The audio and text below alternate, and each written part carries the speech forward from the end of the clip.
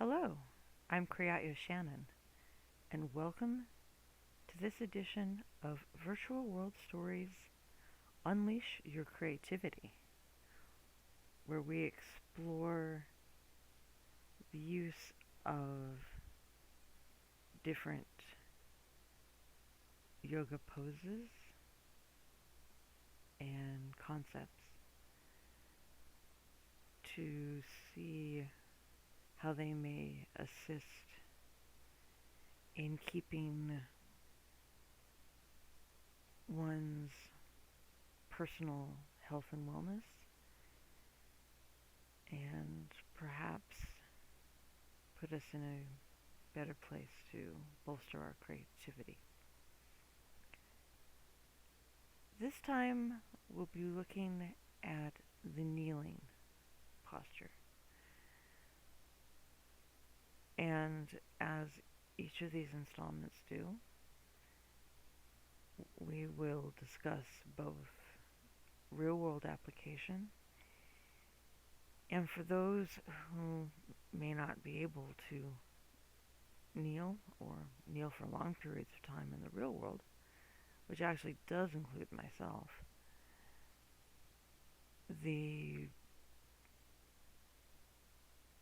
what we'll look at there is how perhaps placing an avatar in that position in the virtual world can give us something to focus and concentrate our attention on as we meditate in the real world on the ideas of what the kneeling posture stands for. And so now we will break it down and talk more about what it means.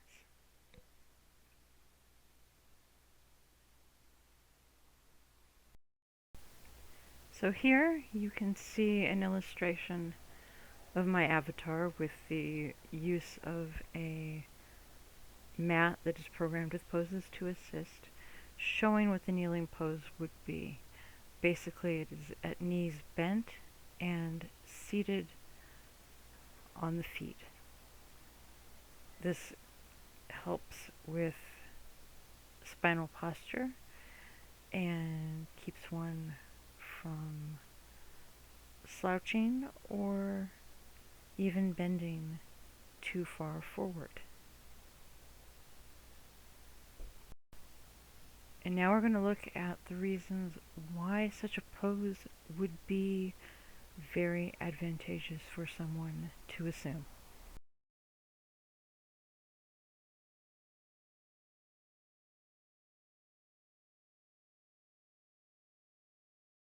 So now we will take a look at the power of the kneeling pose and what it can potentially do for us physically as well as support us in general wellness. It's considered a form of sitting pose because it supports one's ease and steadiness, an attribute of all sitting poses.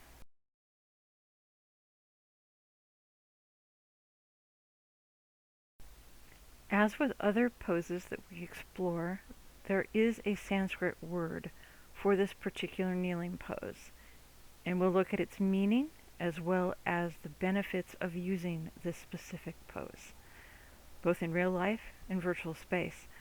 So what is the Sanskrit word for kneeling? Let's take a look.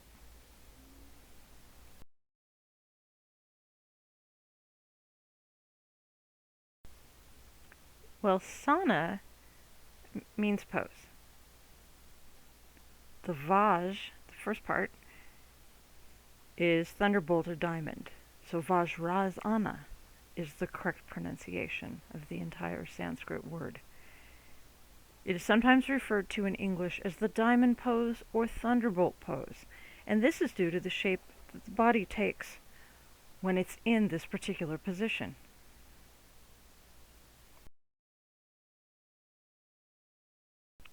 Now in the virtual world, seeing an avatar in a pose we cannot do can open us up to visualization and inspiration as we do what our bodies are able to do, whether it's using a chair or otherwise.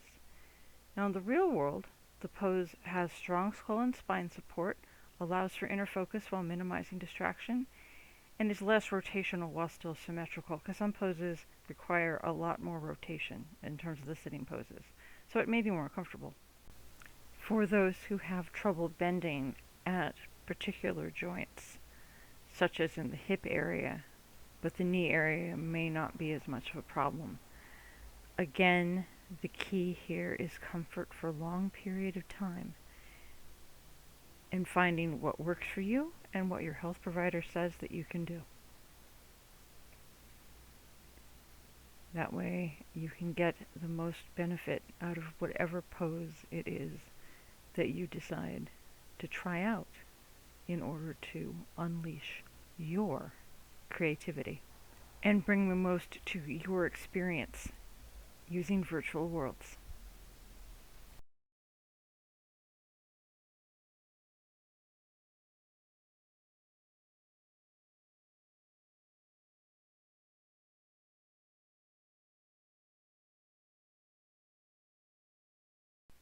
Again, thank you for joining me on another installment for Virtual World Stories and Unleash Your Creativity.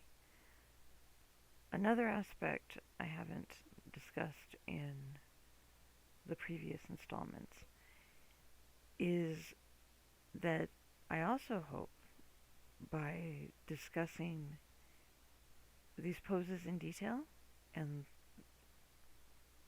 what they encompass, maybe if there's something that you're writing about, whether setting up a narrative in virtual worlds or outside it, that by learning more about the postures of how yoga works, it may help you creatively and whenever you're working on as well. So, again, thank you so much for your time, and I look forward to being with you again soon.